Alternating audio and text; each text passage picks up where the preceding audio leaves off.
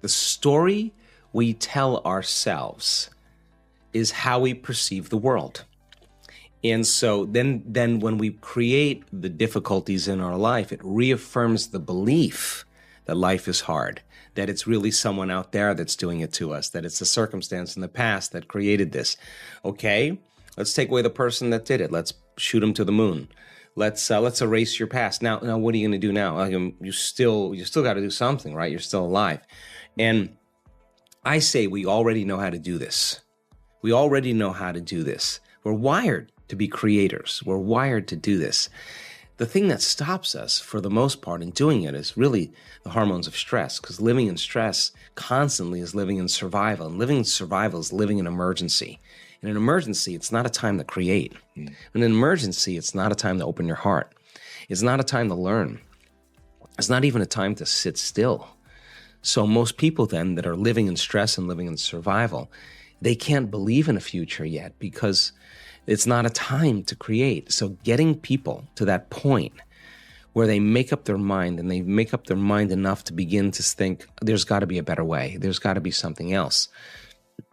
That awakening process typically happens when people reach their lowest denominator. They hit rock bottom, because then they can see themselves through the eyes of somebody else. You feel so altered, you're not returning any texts. You feel so altered, you don't want to go to dinner with your buddies. You feel so altered, you don't want to watch your favorite TV show. You're just disconnected. And that's when you start observing yourself. But my message is, why wait for that? I mean, you can learn and change in pain and suffering, or you can learn and change in joy and inspiration.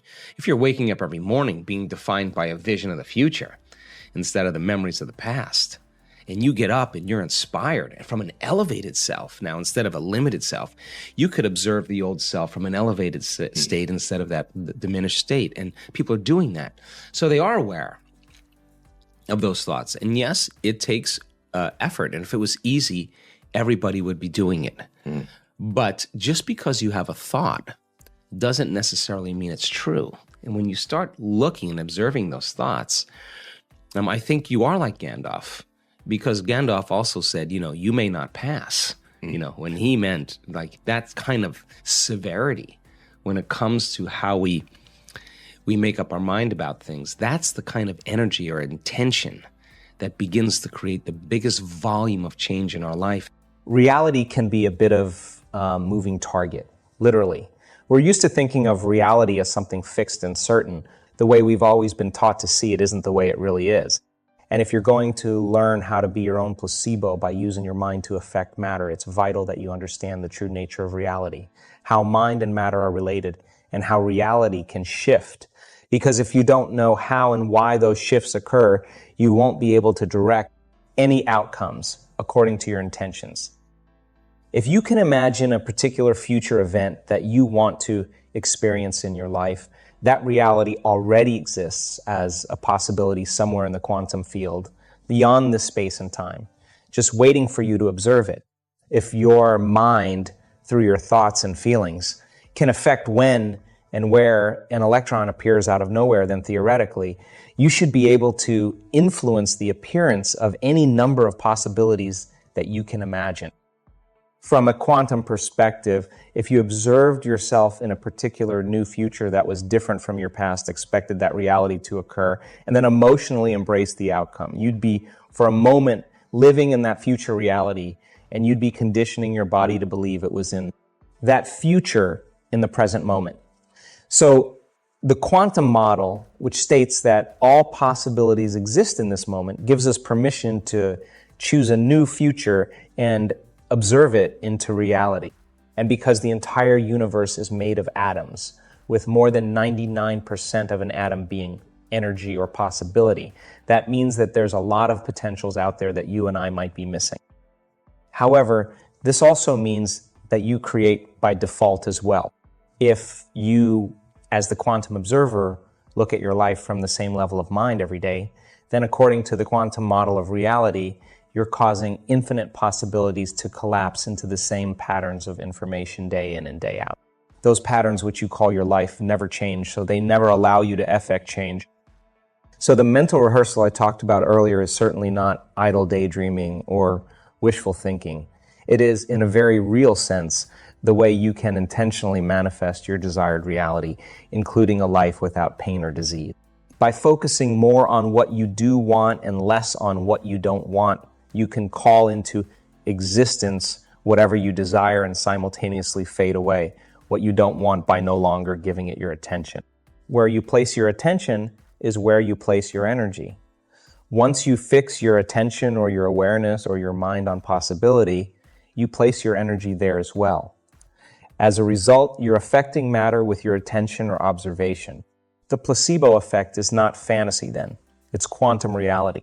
The journey back to source, the journey back to oneness, the journey back, everybody gets to, you can be anybody you want to be in three dimensions. You can be any character you want to be in the virtual reality experiences, the simulation that we're experiencing.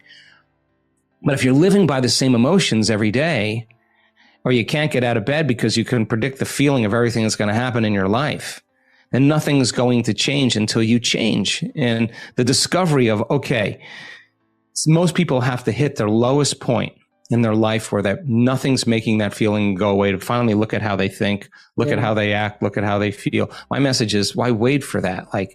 And so what we're discovering is in 7 days, the science that we have is so compelling to show that in 7 days, there will be a host of biological changes that take place in a person's body to actually look like they're living in a new environment, they're living in a whole new life. So then getting over yourself, to answer your question, is the difficulty. That's why people will say, it's too hard for me. But what they're really saying is, I don't believe in it. I really don't believe in it. Because if you believe in it, you got to show up. Mm-hmm. And if you don't believe in it, then you don't believe in yourself. And you don't believe in yourself, that means you don't believe in possibility. And if you don't believe in possibility, that means you can't believe in yourself. Getting beyond our body, our environment, and time isn't easy. But it's worth it because once we disconnect from three-dimensional reality, we enter a whole other reality called the quantum, the realm of infinite possibility. Describing this reality is a bit challenging because it's unlike anything we are familiar with in the physical universe. The rules of Newtonian physics, the way we are used to thinking the world works, simply don't apply. The quantum, or unified, field is an invisible field of energy and information, or you could say field of intelligence or consciousness, that exists beyond space and time. Nothing physical or material exists there. It's beyond anything you can perceive with your senses. This unified field of energy and information is what governs all laws of nature. Scientists have been working to quantify this process so we can more fully understand it, and they are discovering more and more all the time. Based on my knowledge and experience, I believe there's a self-organizing intelligence that is energy, and it is observing all of the universes and galaxies into order. Sometimes people will say to me that this idea seems a bit unscientific. I always answer them with the same question. What happens after an explosion? Order or disorder? Their answer is always that disorder results. Then I ask, so why after the Big Bang, which was the biggest explosion ever, has so much order been created? Some intelligence must be organizing its energy and matter into form and unifying all the forces of nature to create such a masterpiece. That intelligence, that energy, is the quantum or unified field. To give you some idea of what this field is like, imagine taking away all the people and bodies on Earth, all the animals and plants and physical objects, both natural and man-made, all the continents, the oceans, and even the Earth itself. Imagine you could then take away all the planets and moons and stars in our solar system, including our sun.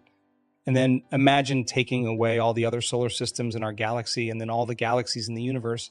There's no air, and there isn't even any light that you can see with your eyes. There's just absolute blackness, the void, the 0 point field. It's important to remember this because when you, as a consciousness in the present moment, unfold into the unified field, you will be in an infinite black space, void of anything physical. Now imagine that not only do you not see anything here, but because you enter into this realm without a physical body, you also have no sight with which to see, nor do you have the capacity to hear, feel, smell, or taste.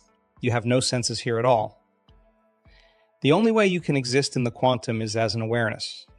Or better said, the only way you can experience this realm is with your awareness, not your senses.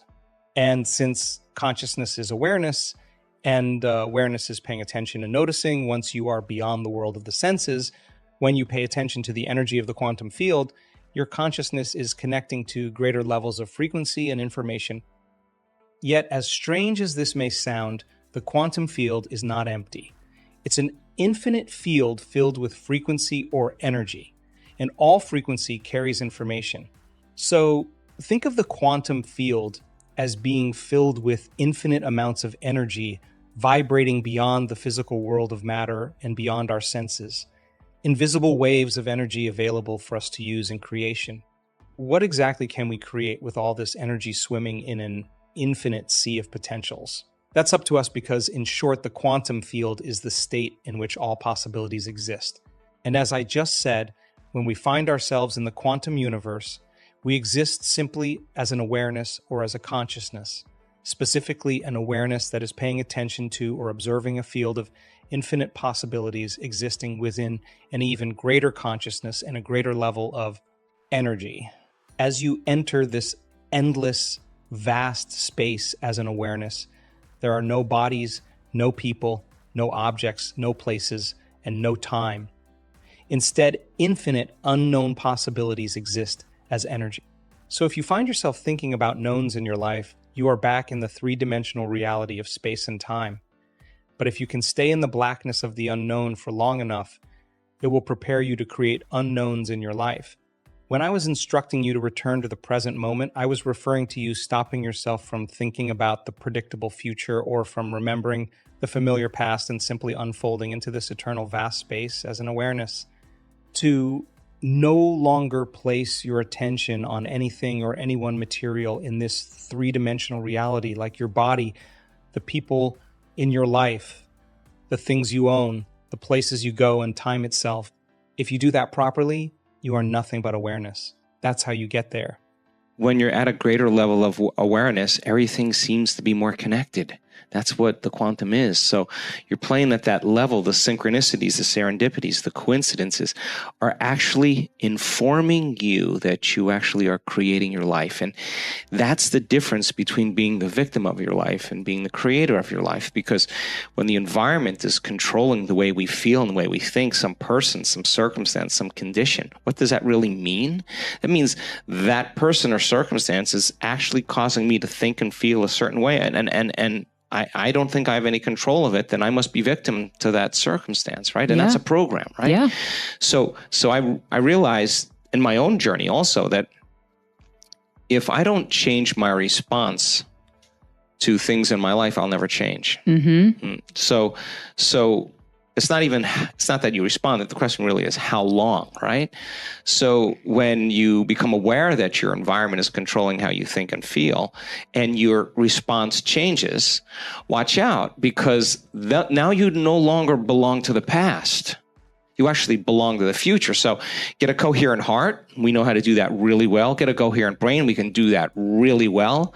Have people take all of their attention off the material world, off of everything known, go from a convergent focus to a divergent focus. We got the data to prove that if you keep putting your attention on nothing, on space, somehow the brain gets highly organized. So now, brain coherence, heart coherence, you synchronize your energy to whatever it is you want. And you got to sustain that state. You can't. We've had people that have healed themselves from Parkinson's disease, from cancers, from ALS, literally remission of the condition, and then have bad news. And in 1 hour driving to the hospital, all of their symptoms came back after being completely healed for 2 years. That's how strong those emotions are, right? So in your circumstance, right, I want people to have those moments where they have to literally choose, because I think when it's the hardest, it matters the most. Mm-hmm. That's what I think.